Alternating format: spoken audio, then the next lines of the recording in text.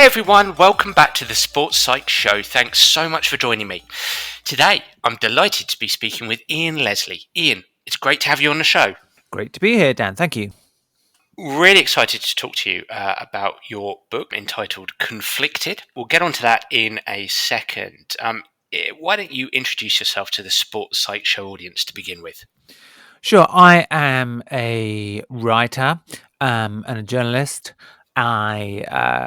The books I write I tend to take an aspect of human behavior, a sort of familiar one, and look at it, try and make everyone look at it in a new way. So I wrote a book about lying called Born Liars, which is about deceit and self-deception. I wrote a book about curiosity, about the trait of curiosity called Curious, somewhat unimaginatively. And my new book is about argument and disagreement, and as you say, it's called Conflicted.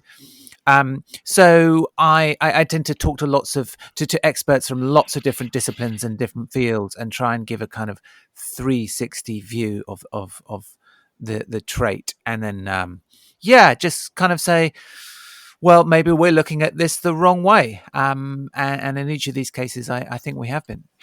Well, we're here to talk about your new book, Ian. As you say, Conflicted, why arguments are tearing us apart and how they can bring us together. And it's a fascinating read, and you certainly opened my eyes. I think you even possibly changed my mind about a few aspects, I have to say. And I explained to you offline actually that the reason why I asked you to come on the Sports Psych Show was because in my career working with coaches and their players, I've witnessed quite a bit of conflict. I think sometimes that conflict hasn't borne out effectively or optimally.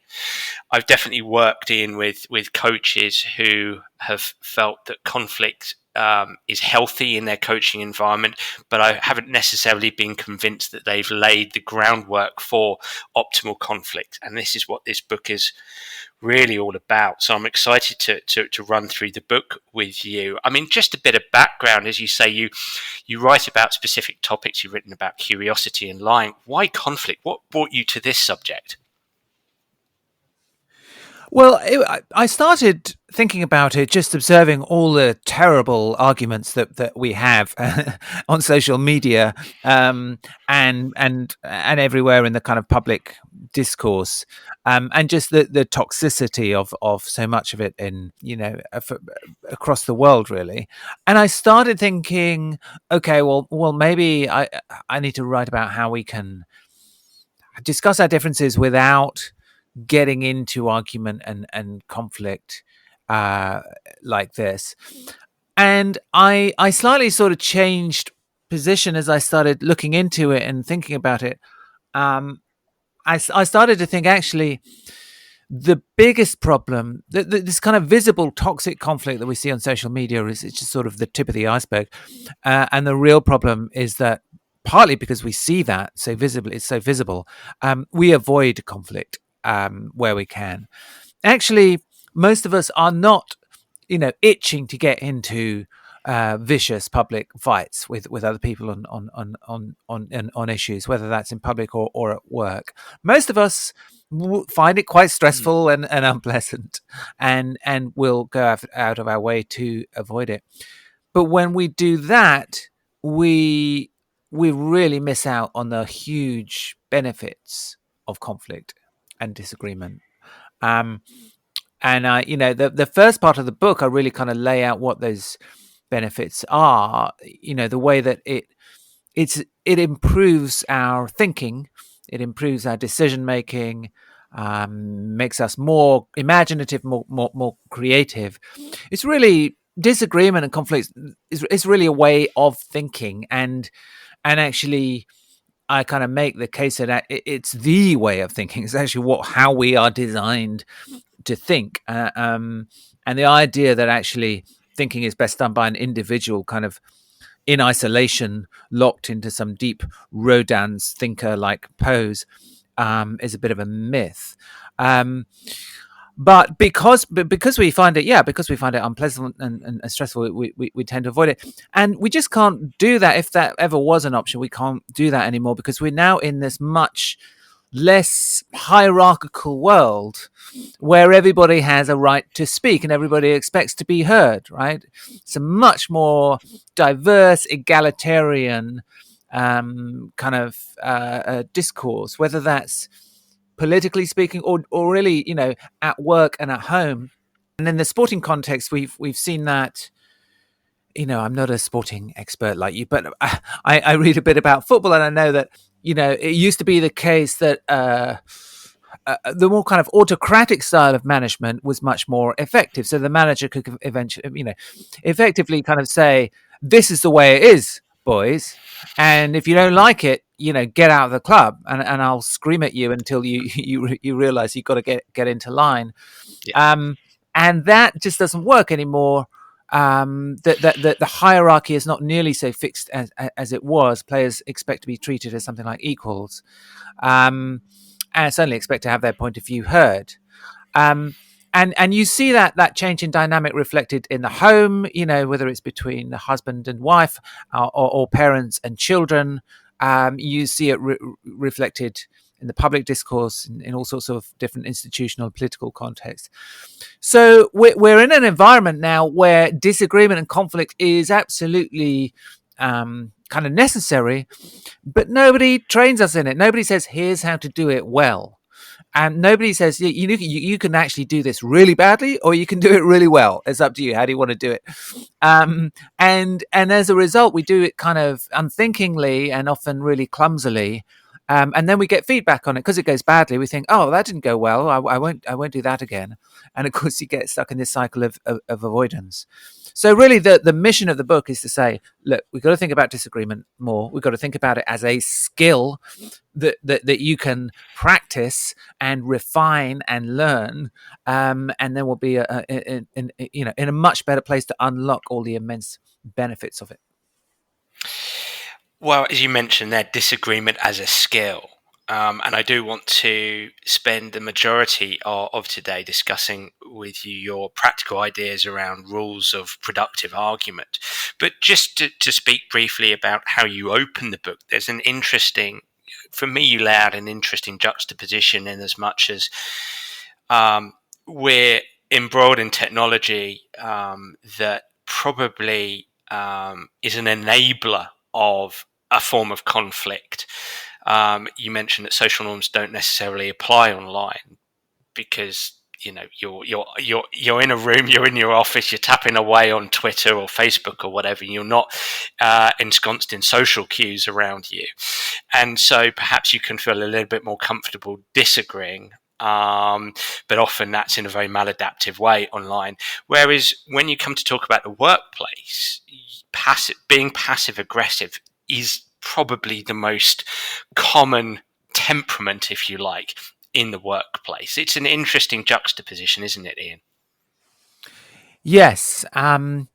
So, and it's really a kind of measure of how much we care about the relationship that we have with the people or person that we're disagreeing with.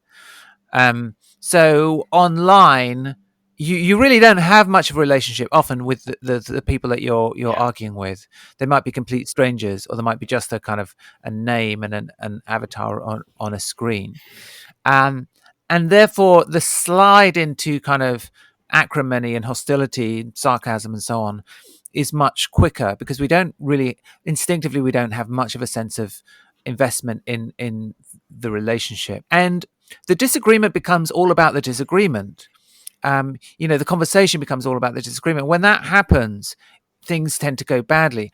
Disagreements go much better, and they tend to be much more sort of substantial and productive when the relationship is broader than the disagreement itself.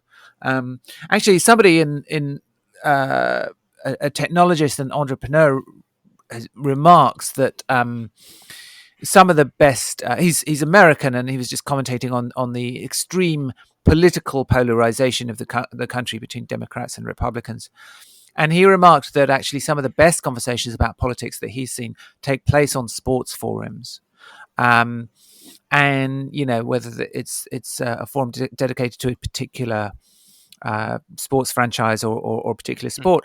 And he says, the reason for that is that the conversation, the implied relationship is already about more than just politics. Like, we're all here because we like this sport, or we're all here because we like this club, and therefore we can have a disagreement without the whole relationship being staked on that political disagreement, and we can actually have more of a kind of grown-up conversation around it.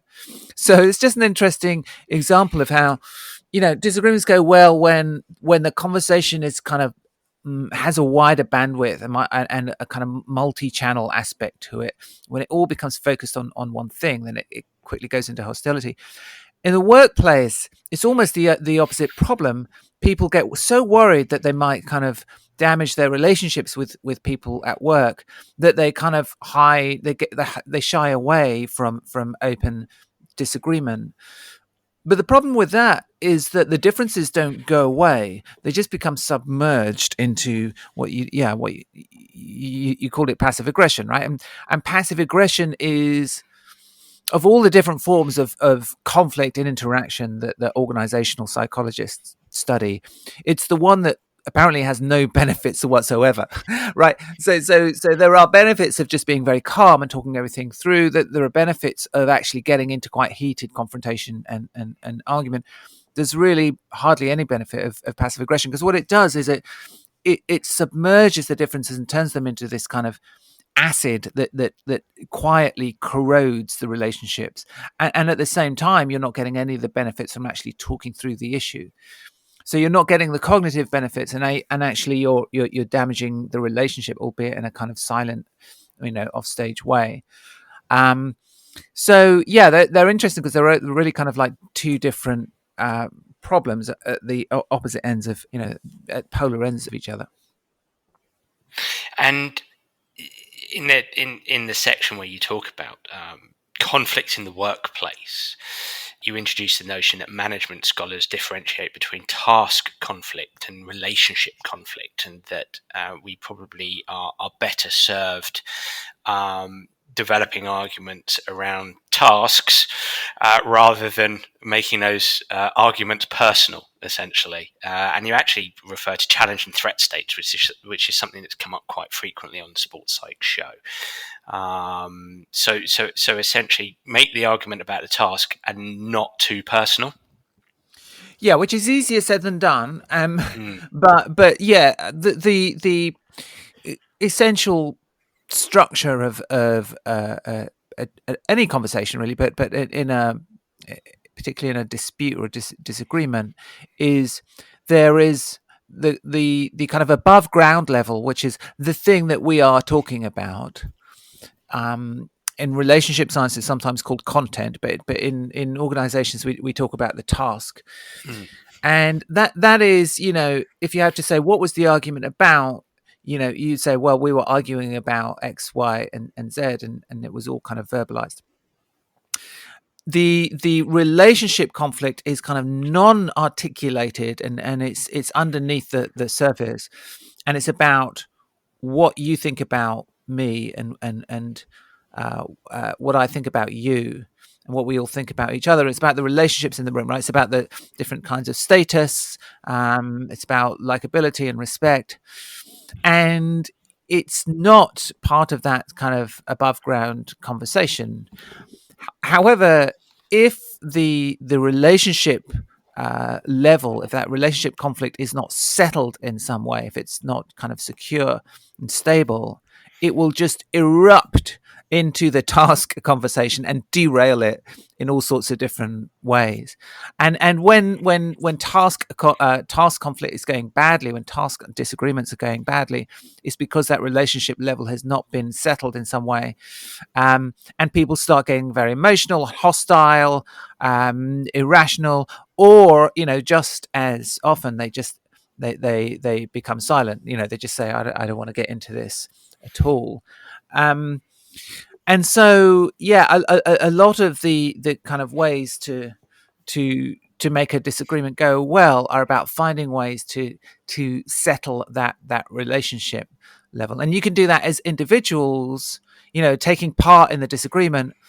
But you can also do it as leaders in creating a culture where it's accepted and expected that we're going to have task conflicts, and actually that's a good thing, because the huge benefit of settling the kind of relationship level, which you can do culturally as well as individually, is that you can really get into the task conflict without anybody worrying about people's feelings getting hurt, or people being humiliated or insulted. And when you do that, you can unlock all the benefits of conflict, which we've been talking about. It's fascinating because you started to talk about the group there, and again, before we get onto these rules of productive argument, you've got a couple of fascinating chapters before that that sort of strives to lay out your argument that conflict is actually useful and important. How conflict makes us smarter is a chapter that you've got, and you mentioned that collaborative disagreement is the best way to harvest the intelligence of the group.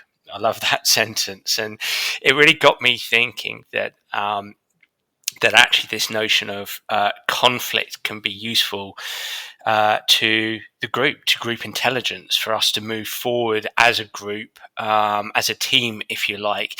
If we in a room can learn how to have useful disagreement, useful conflict. Talk to me a little bit about how conflict makes us smarter. Sure. I mean, if you go back to right back to the beginnings of Western philosophy, Western thought, and the way that Socrates approached thinking, Socrates never wrote anything down. Now, writing was a bit like smartphones today. It was a kind of relatively new technology that lots of people were thinking, yeah, this is the way forward, and it was. But Socrates didn't trust it, and part of the reason he didn't trust it was that it didn't talk back. You could write thoughts down and they don't kind of like talk back. And he believed that the way to think, really the only kind of way to really think hard about things is in disagreement and discussion. And we slightly lost sight of that in the centuries afterwards, partly because we got really obsessed by the individual and by the individual psychology and now by neuroscience. We kind of look inside the brain and see what's going on there when people think. But actually, thinking and reasoning is really best seen, and I go into this in some detail in the book, which I won't go into here, but it's really best seen as interactive. Actually, the human brain, human minds are designed to do their thinking in groups. And when you've got a group of people sitting around a table, and let's say they all have kind of their own, we have shared information about what's going on, right? But we also have each person has their own unique information and insight and experience as well. That's kind of locked within them unless they verbalize it, right? Now, disagreement is the best way to drag all that information and insight out of everybody, and put it in to make it part of the collective discussion. When we don't disagree, when we all kind of sit there and kind of go, yep, what happens is the group effectively acts like an individual. And often it's one individual at the table, the leader, who dominates the discussion. They kind of set out a point of view and everyone goes, yeah, sure. Because people want to disagree. If people don't want to disagree, it's easier to just agree with whatever the first person says, or whatever the most powerful person says, or whatever we think they're going to say. And that means you're just not harnessing, you're not harvesting all that intelligence that's inside all those individuals in the room. And when you have a disagreement and it's known inside the room that actually, culturally speaking, we want you to speak up and have your own view and not just go along with the what we think the consensus is going to be, then all that kind of information and insight gets dragged out onto the table because people want to put their point of view across. And actually here, confirmation bias, or whatever you call it, the motivation to find arguments and evidence that supports my conclusion is actually a feature, not a bug, because it's about motivation, right? It's about saying, right, I really want to get my argument across it. I want to make the best possible case that I can. And when everybody around the room is doing that, then under ideal conditions, we know that it doesn't always happen like this, then you get this kind of Darwinian process of generation and variation and selection, where you get lots of different arguments. And the weakest ones get knocked out quite quickly, because my motivation is not just to make my case, it's also to knock down yours. And only the strongest arguments survive. And so, and that's really, long version of what Socrates thought was happening. It's why he thought thinking in groups is so important, because it's a kind of division of labor. You're saying, all right, you people, each of you take a different side of this argument, and then we can test all the arguments against each other, and the best ones will be the ones that survive.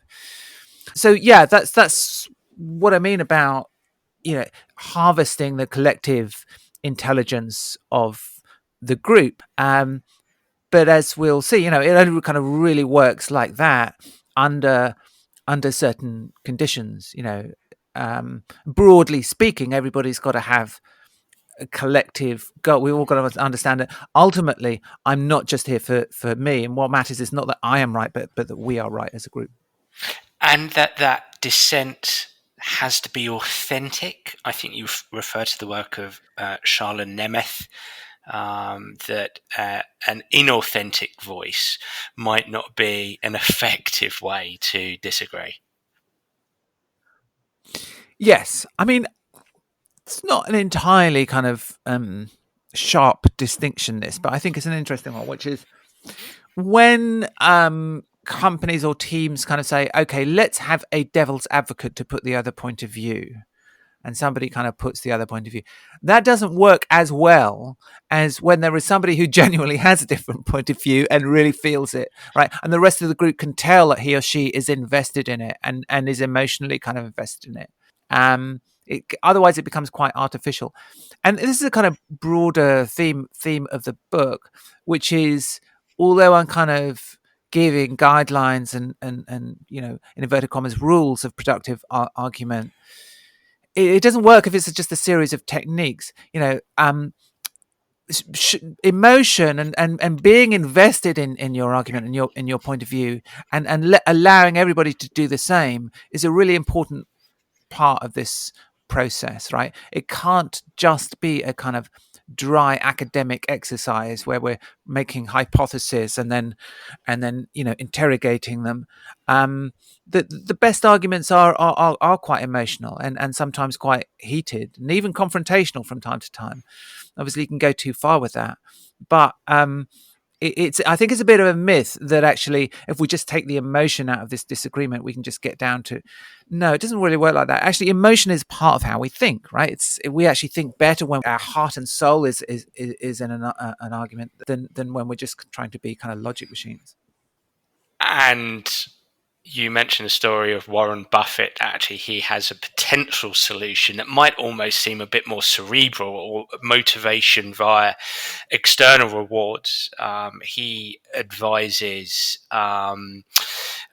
companies who are looking to acquire other companies to have a dissenting voice, but incentivize that dissenter in order to make that dissent authentic, essentially.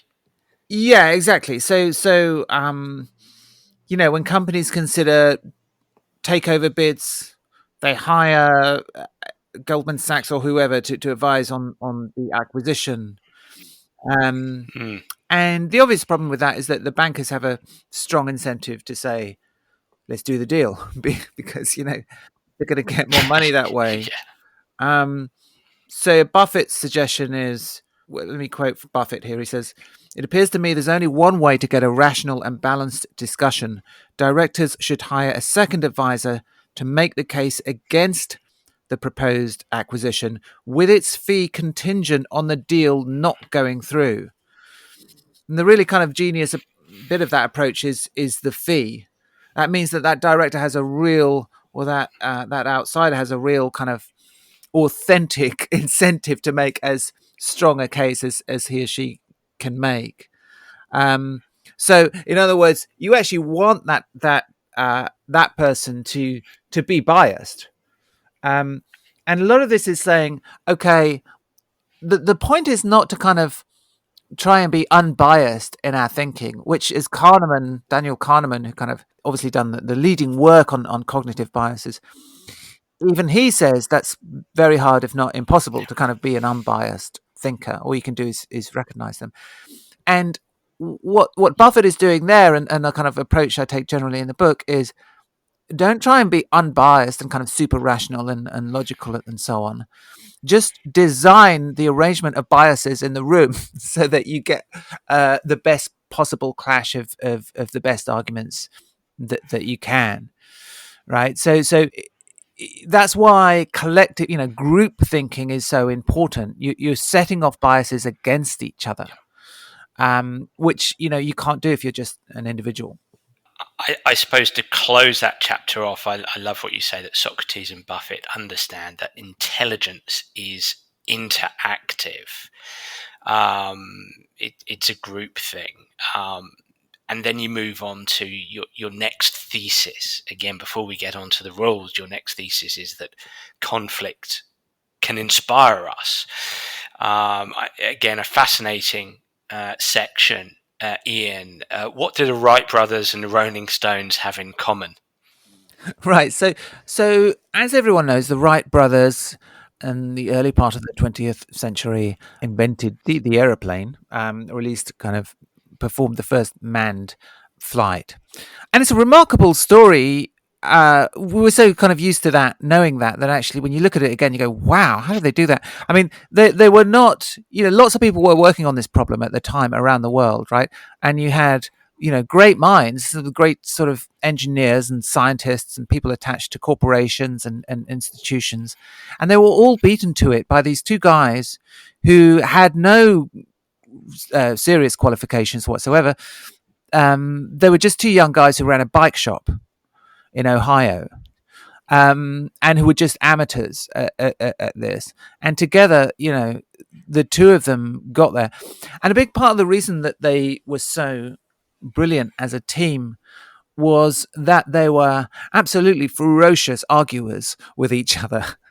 Now, they were very close. They loved each other, and they also loved to argue. And that was how they thought. That's how they did their thinking. They did it in argument. And lots of people around them were all slightly kind of baffled by this, because it just seemed. So they would walk past the bike shop and they would hear these kind of raised voices, from above the shop, as these guys kind of got tore into each other about the correct shape of an axle or something. But they had been raised that way by their dad. Their dad said, look, around the dinner table, right, Wilbur, you take this side of the argument. Orville, you take this side. Let's discuss this issue, whatever it is. And now, halfway through, the two of you are going to swap sides and argue it from the other side. So they were trained in this kind of adversarial style of argument, and then they put it to work when it came, and they loved it, right? So they weren't. It wasn't a kind of logical, rational, philosophical kind of. As one of them said, we love to scrap. We love a good scrap. They really kind of loved getting into it. So I think it's like that kind of disagreement is incredibly important to innovation, right? Which and they are the kind of a great case study of that, and to creativity generally, because innovation and creativity are really about taking different ideas and different perspectives and smashing them together and hoping that they kind of form something entirely new. And so it shouldn't be surprising that disagreement, conflict is so important to that, so productive. So one of the other things that I do in that chapter is look at the history of rock groups. Because rock groups are a kind of great microcosm of a corporate culture, right? Every group is a kind of a startup, which then becomes, if they're lucky, a kind of sustainable, successful little business. They bring together a team of specialists, talented specialists, the bassist, the drummer, the guitarist, the frontman, and they all have to find a way. They're all, often quite egotistical. They all have to find a way to work together to be more than the sum of their parts. Mm. And the way that they handled conflict and disagreement is absolutely central to whether or not they succeed in doing that. There's a guy called Warren Zanes who's a rock biographer. Used to be in a band himself. Used to be in the Del Fuegos, and he has been observing and been around rock groups for 30 years or more. And this kind of section of the book was inspired by him saying to me, in my experience, the groups that succeed and stay together are not the ones that you see high-fiving and hugging each other after a gig. It's not about telling each other that we're great. Yeah, you're great. No, you're great. The groups that really find a great working relationship are the ones where everybody knows and respects the fact that the other people in the group are really good at what they do, and then they're prepared to get into arguments and disagreements when necessary. Now, different groups do it in different ways. So there's different kind of cultures that you can create. So I talk about the Rolling Stones, and I talk about REM and a few others. The Stones, obviously, they're a good example of not being afraid to have conflict out and really kind of sometimes quite confrontational, quite angry. There's a story I tell in the book about Mick and Keith going back to a hotel room in Amsterdam in the 1980s after a night out. Actually had a kind of meeting, I think, in the afternoon. Then they go out in the evening. They go back to their hotel room. They decide to have another drink. They order some smoked salmon and whatever you do if you're a rock star in a luxury hotel. And they're drinking and then Mick decides that he wants Charlie to come and join them. Charlie Watts, the drummer, and he calls Charlie's room, and Charlie picks up, and Mick says, "I'm going to do my Mick Jagger impression now, if that's okay." Please do. He says, "Charlie, oi, where's my drummer?" And there's a click at the other end, and the phone goes down. And about 15 minutes later, there's a knock at their door, and there's Charlie Watts, perfectly turned out as always, and wearing cologne and wearing a Savile Row suit. And he punches Jagger in the face, knocks Jagger so far, he kind of lands on the table, destroys the smoked salmon. And Charlie says, "Don't ever call me your drummer again." And that's that. The argument is had, it's out. I'm not advising, by the way, that people get into fights at work, but they move on. They have another, whatever it is since then, 30, 40 years of working together. They did not let that fester. Charlie did not let that, what he perceived as a kind of slight to his organizational status, it's sort of as a form of disrespect. He did not kind of sit on it and let it fester and to let it turn into passive aggression. No, he went up there and gave Mick a slap, and then presumably they all, by the next morning they'd forgotten about the whole thing. Now, as I say, we're not all going to be the Rolling Stones, but the principle is that there are different ways to handle conflict. And sometimes that is you just have the conflict out as openly and as quickly and as sometimes heatedly as possible, and then you move on. Another model would be the REM model, where those guys spoke to their manager and he said, "Look, it was like a little Socratic democracy." I love the fact that they're from Athens in Georgia, by the way, because it was quite Athenian. Every decision that they made, they would just talk it through. And if one of them at the end of the discussion did not agree, then that person had a veto power over the decision and they wouldn't move forward. But for the 20 or 30 years or whatever it was, that they just absolutely talked everything out, in a way that I don't expect the Stones did, in quite the same way. But they're just different approaches. They're different cultures to different ways of handling disagreement. And in that chapter, you mentioned that the Beatles, on the other hand, likely did it through humour. You give a useful sort of account of Yes. their background, and they did it through humour. And then shifting gears slightly, Crick and Watson, who sort of found the structure of DNA, had a very straightforward, often even rude way of communicating with each other. So, as you mentioned, relationships within small and larger groups have their own sort of micro culture, essentially, don't they, Ian? Yes, and you know, there isn't a one. There's not one way to to do this, and you can have different kind of ways to handle disagreement and conflict. But I do want people to think about how they want to handle it, um, and you have to create a culture in which, or you should create a culture in which open disagreement, and conflict are are not things that people avoid, but the things that people are happy to get into, and you can do that in various ways. Um, so yes, the Beatles are another example where just humor and teasing are very important, and in their case the relationship was so important. They'd been together since they were sort of 17, 18, and they'd spent so much time together, in vans and in horrible squats in Hamburg, that actually they were very relaxed about telling each other when they were doing something wrong. Where Paul didn't like that thing that John was doing. John didn't like that line that Paul had written. That's not going to work. That was just second nature to them. They didn't even think about it. Yeah, there are different ways to handle it, and ultimately it all comes down to the relationships. The way you are happy to settle the relationships in the group. Once those relationships are settled in some way, then you can really get into what we call the task conflict. Now, your rules of productive argument. You've written 10 or so rules that can guide a productive form of conflict, of argument. And what would be fantastic here, Ian, would be to run through each of those.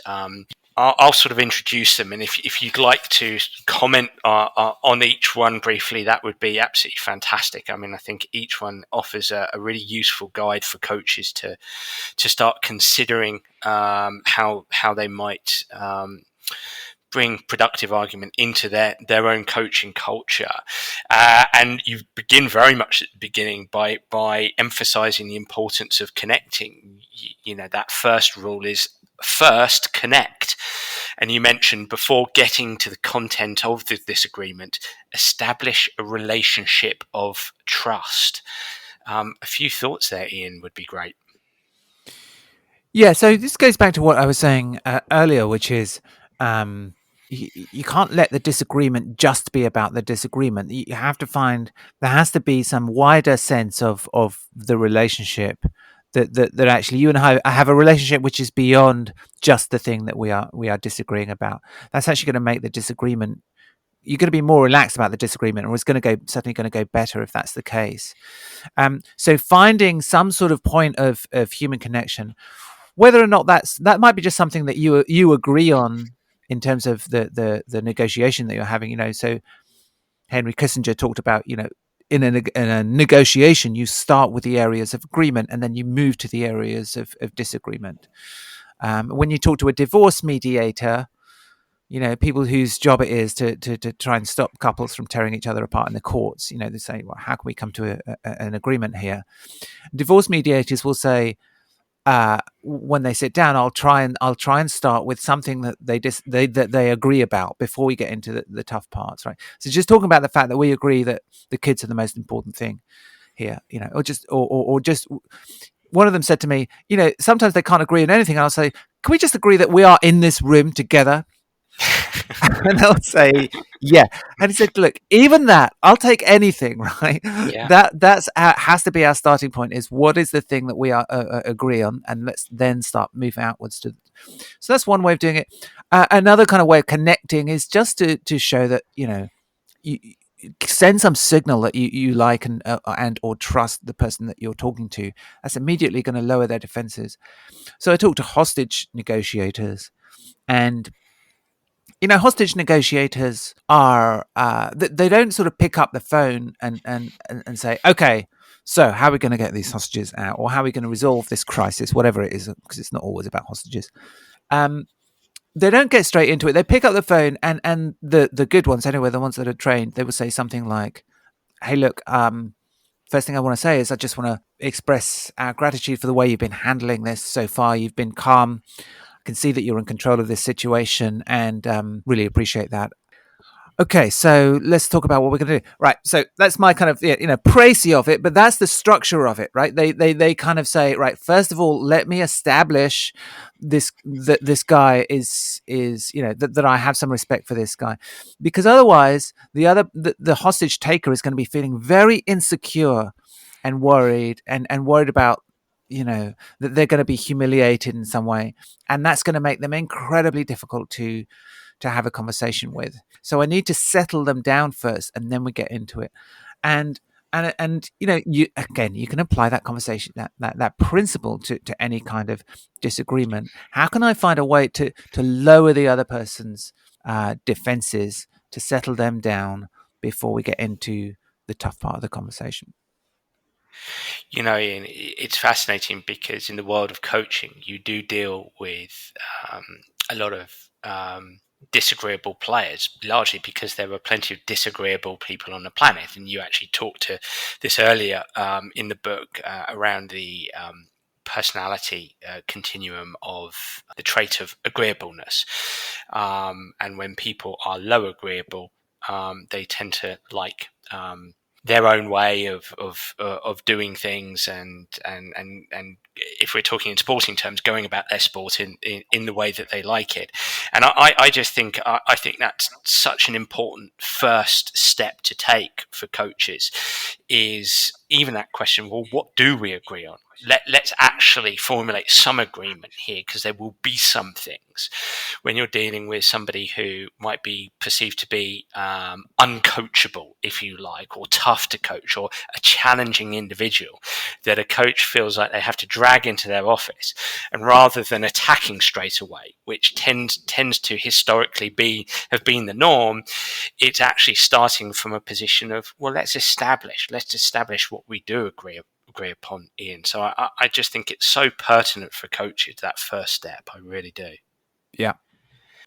The second rule, which you entitled "Let Go of the Rope," you mentioned that to disagree well, you have to give up on trying to control what the other person thinks and feels.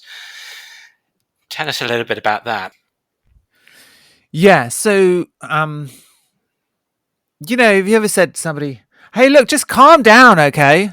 And does it ever work? I just keep trying it on my 6-year-old boy, and it really does not seem to have any effect. We do have this temptation to kind of try and control the other person in some way, and especially their emotions. Say you shouldn't feel like that, or don't feel like that, which is sort of a category error, right? They can't control how they feel. You can't control how you can't tell them to feel another way. And when you do, it's going to backfire, because nobody wants to be dominated. So disagreements go badly when they turn into power struggles. And they turn into power struggles quite quickly when one person feels that the other is trying to dominate them, even if it's only very subtly, trying to coerce them. And so this phrase, "let go of the rope," I actually borrowed from Lawrence Allison, also a guest of yours. Yes. Interrogation expert. He trains the police in how to interrogate terrorists. And interrogations often turn into kind of effectively power struggles, where the suspect feels that the interrogator is trying to make them do something, which they kind of are, and therefore shuts down. And the really good interrogators just don't get into that argument. And the moment they sense the conversation turning into a kind of a struggle like that, they kind of they back away from it. You really need to make the other person feel free to say what they want to say. rather than saying, right, you need to tell me this, or you need to think like this, or you need to feel like this. No, you need to make sure that you are that they see you as somebody who is willing to listen to them, really listen to them, and empathize with them and understand them. And you can play some kind of guiding role, but you can't kind of tell them what to think. They have to you have to help them find a way to come to their own conclusions.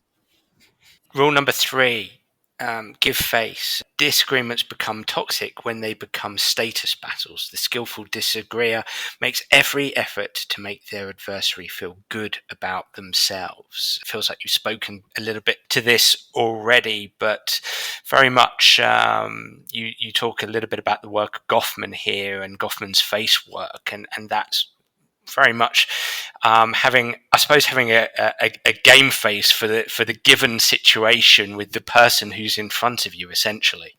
Yeah, I mean, so the sociologist Irving Goffman, he talked about face work, as you know, as the kind of mental and emotional labor that we put into projecting our public face to the world, like being the person that we want to be seen as, whether that's competent or kind or whatever. The really skillful disagreeer is doing that for themselves, because kind of we all are, but actually says to themselves, I'm going to put in face work on behalf of the other person, right? So I'm going to find a way to make them look good, even when they are changing their mind. And it shouldn't have to be said, really, but we often find ourselves in arguments where it seems like I'm putting you in a position where you either stick to your current position, which I disagree with, or you agree with me. But if you come and agree with me, you're going to be humiliated because I will have crushed you. I will have won the argument. We put such a great emphasis on winning the argument and being right, that completely backfires, because if somebody feels that they are going to be slighted or humiliated in some way by agreeing with you, they're not going to agree with you, right? This should be obvious, but it's something that we miss all the time. So you need to find a way to, this is what putting in the face work means, is kind of making them feel good about themselves, making them feel good about their status in this conversation, even if they change their mind and come and agree with you, right? Show them the exits out of the position that they've got stuck into, and show them they can walk out of that exit with their head held high. The next rule is an interesting one. Check your weirdness. I love that term. And you mentioned behind many disagreements is a clash of cultures that seems strange to each other. Don't assume that you are the normal one. And I think the little diagrams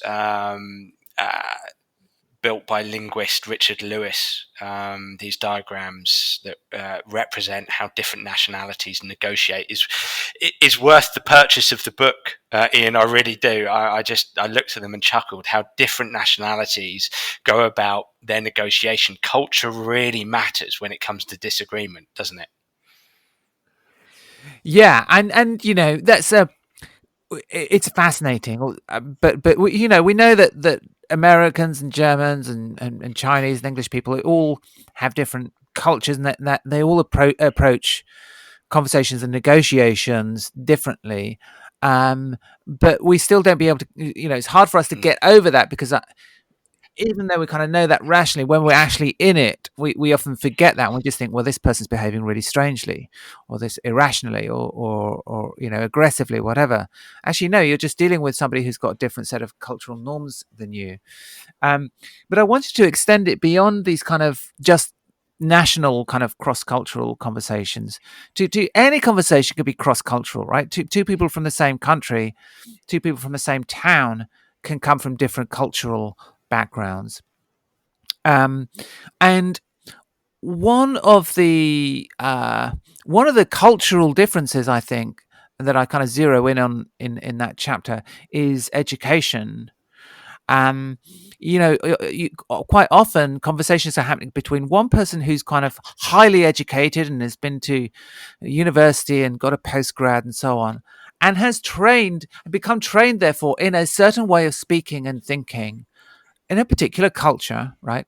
And they're talking to somebody who didn't do that, and maybe left school at 16, and isn't part of that culture. And the mistake that the educated person often thinks is that, therefore, that person isn't as smart as me or isn't as rational as me. You know, the kind of the curse of the educated culture is that not only do we think not only do we forget that we're part of a different culture, but we think that the way we speak is really the only way to speak. That actually this is just correct. This is just right.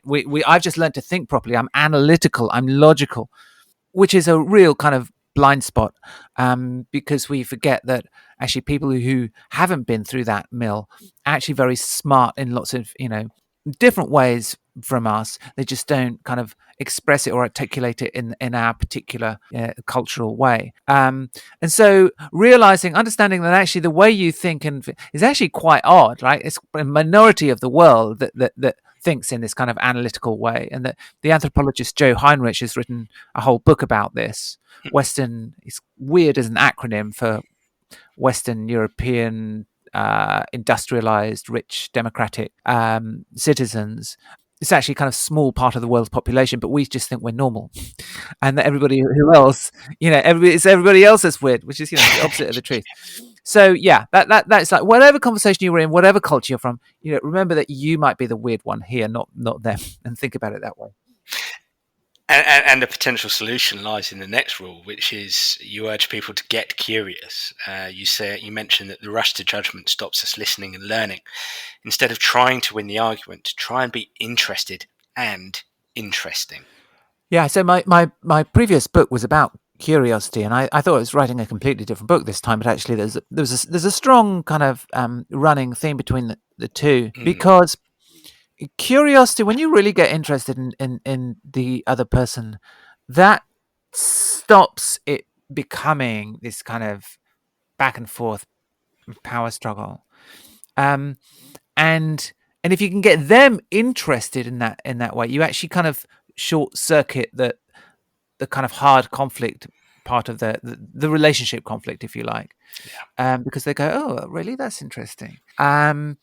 And so sometimes you're faced with somebody where you just think, I am never going to agree with this person, and this person has a really kind of strange point of view that I just think is completely wrong and misguided.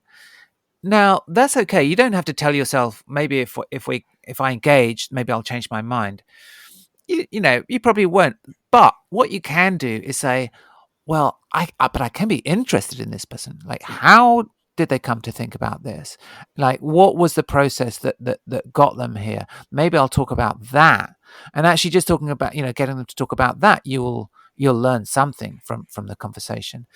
So yeah, just getting out of direct confrontation mode and into curiosity mode. Like, why does this person think like that? Is a hard thing to do, because your ego is often so invested in these confrontations. But if you can do it, it's a really powerful thing to do. Next rule, you talk about make wrong strong. You mentioned that mistakes can be positive if you apologize rapidly and authentically. They enable you to show humility, which can strengthen the relationship and ease the conversation. The ability to apologize feels like a skill when you speak about it in this rule. Yeah, this actually kind of came out of a conversation I had with somebody who'd done a study of hostage negotiators, precisely on this question. So hostage negotiators, as I say, they're not always dealing with hostages. They're people who are trained to negotiate in crisis situations. Often that is somebody who is having a breakdown and is maybe on the brink of committing suicide, right? So it's a classic example is the kind of person on the top of the roof threatening to throw themselves off. And the negotiators that handle these situations will talk about the fact that sometimes they will make mistakes. No matter how highly trained they are, they'll make some sort of error which threatens to derail the conversation. So maybe they'll get to the top of the building. They've been briefed on this person, a bit about who they are, if they have information on that, and why they're there, if we know anything about that. And they've prepared their kind of opening line. They're going to try and establish some sort of rapport relationship with that person. And they go in there and they say, "Oh, hi, Nick. Look, can we just have a chat about what's going on here?" And person looks at them and says, "My name's not Nick, it's Steve." And you're like, "Oh God." I've completely, screwed up this incredibly tense conversation, in the first 5 seconds of opening my mouth. And what they said about moments like that, and it might be a factual error like that, or it might be a kind of an error of tone. Maybe I came across as too aggressive, or maybe too cold, or, they know when they've made a mistake. And what they say is sometimes that mistake, well, I can either avoid it and move on and just pretend it didn't happen. Really goes well.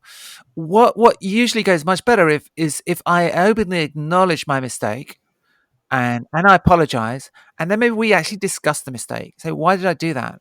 Look, listen, I've had a really tough day, like you, and this is, I find this quite stressful, and under these situations, these things happen. I don't know, whatever it is, right? But then they get into a conversation about the mistake and why that mistake happened, right? Maybe it's an argument, maybe it's a hostile one, right? But suddenly they're talking about something other than, are you going to come down from this building or not? And the relationship between the two can actually get strengthened in that conversation. So effectively what they're saying is, it's not always possible, but often when I make mistakes, I think we can actually find, I find a way to turn it to our advantage, our mutual advantage, find a way of using that mistake to strengthen the relationship. By demonstrating you're human, you lessen the anxiety. Yes, indeed. In the relationship there. Yes. Fascinating stuff. A few more rules to go. Next one is disrupt the script. Really interesting, this. You mentioned that hostile arguments get locked into simple and predictable patterns. To make the disagreement more productive, it can be useful to introduce novelty and variation, perhaps be surprising in the conversation that you're having. Yeah, I mean, this is intuitively, you've probably been in arguments like this where you think, I'm going to have this argument and I know how it's going to go. I know what I'm going to say next, and I know how the other person will respond. Because either you've been in the same argument with the same person before, or you know that even if you don't know the other person, there's a particular shape that this argument is going to take. And it's almost like a kind of game of chess that you've seen before. And it's like, okay, and then that person's going to say that, and I'm going to say this. And actually, the some of the scientific kind of database work that's been done on difficult conversations shows a similar thing, which is constructive disagreements are actually much more. There's a lot more unpredictability and sort of randomness in the conversation. And really unproductive disagreements are really very simple. So literally you can see it in the book plotted on a graph, where the unproductive disagreements just kind of they're straight lines, and people just kind of go back and forth over the same thing. And so and you see, when you talk to really skilled negotiators and so on, some of them will say this, which is, when you get stuck in these kind of like polarized back and forth, try and find a way to disrupt it, right? Disrupt the pattern, like break the pattern in some way. And that might be saying something that the other person doesn't expect you to say. Maybe you kind of point out that you agree with them on something that they didn't expect you to agree with. But it can also be tone and emotion, right? So you might throw in some humor where it's not expected, or you might sort of express some warmth where that wasn't. So it's not just, verbal or substantive variety you're looking for, but kind of tonal and emotional variety, and, throwing in lots of different kind of ways of talking and feeling into the conversation. That can actually dislodge a very kind of hard and polarized disagreement. Interesting. The next rule, 3 more to go, share constraints. You mentioned that disagreement benefits from a set of agreed norms and boundaries that support self-expressions. Rules create freedom. Yeah, so this is the main story I tell in that chapter is about a website, a web forum called Change My View, which is on the Reddit website, which is a very successful example of a place where controversial views are discussed online in a constructive way. And the way the reason it's successful is they have a kind of a set of rules. The first one is no hostility. Right, that's the first and most important one. Right, the moment you are hostile or sarcastic, we'll just take you off out of the conversation.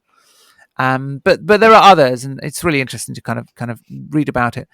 But the point is that actually, we tend to associate freedom of speech and freedom of argument with not having rules on what you can and can't say. But actually, well-designed rules and some rules about what you can and can't say or how you can and can't say it are conducive to freedom of discussion, because once you have those rules in place, people will then feel much more free to get into it.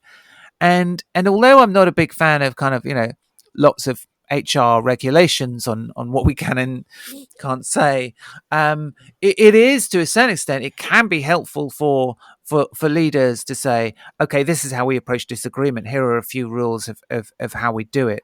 If you follow those rules, you can really get into it. You have much more freedom to disagree and argue. And in some ways, by laying out those rules, you just give people much more freedom of expression. Yeah, I kind of, as you're speaking there, I picture a group of coaches having a conversation around a specific topic, and with the rule of no hostility, but plenty of disagreement promoted, could be really useful. The next rule, only get mad on purpose. And you mentioned that no amount of theorizing can fully prepare us for the emotional experience of disagreement. Sometimes your worst adversary is yourself.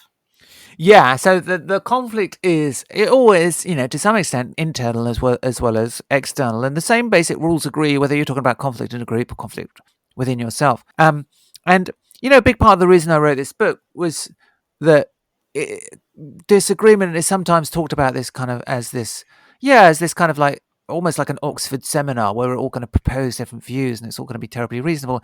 And we all know it doesn't work like that. It's always, emotion and ego at stake, and you can't just get rid of it. And indeed, you shouldn't.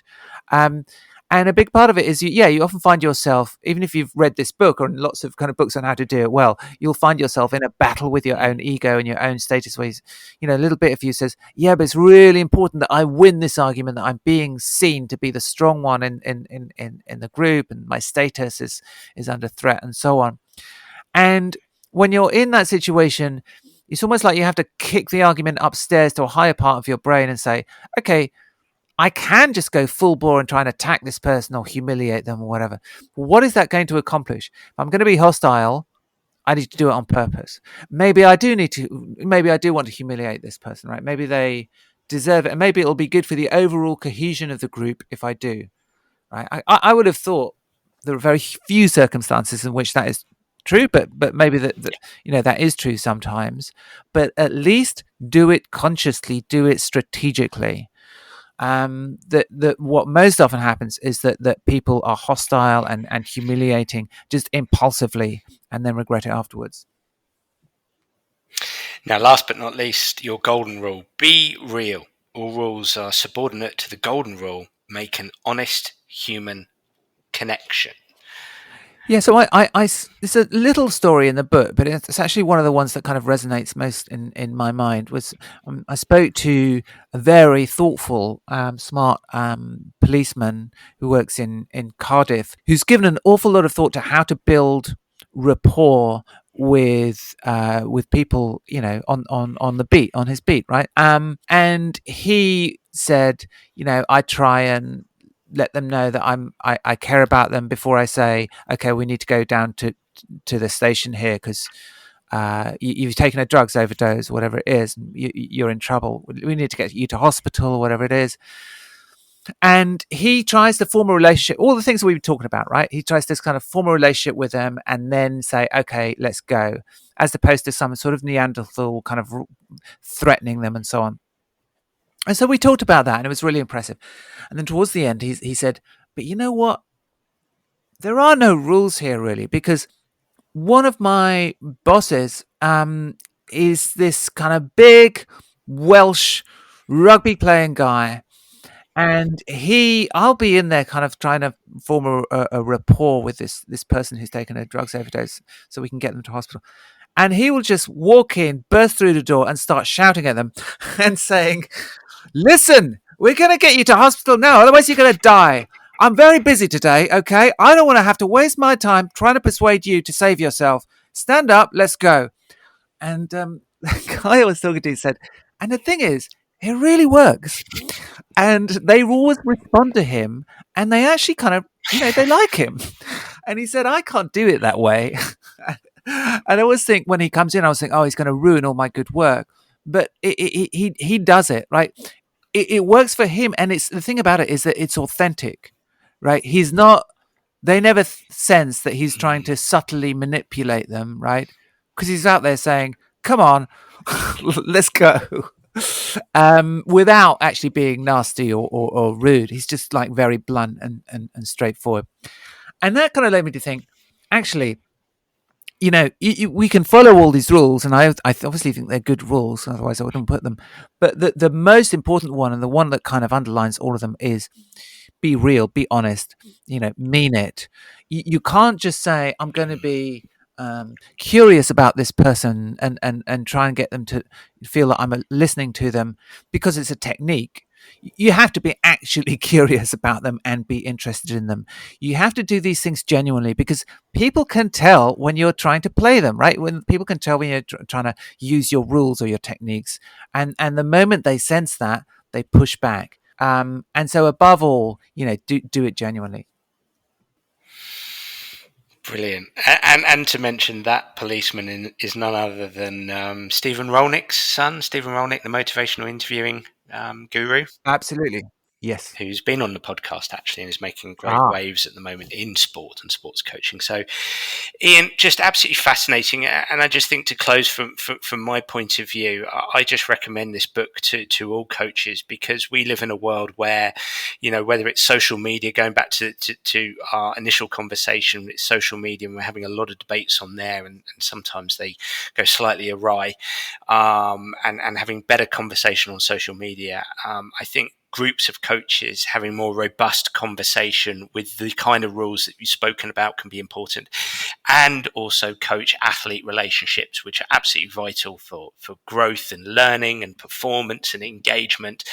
The capacity to have more robust, honest conversation, and perhaps the coach in that power threat dynamic, giving way a little bit, and developing the skills that helps the coach to actually listen to the player, to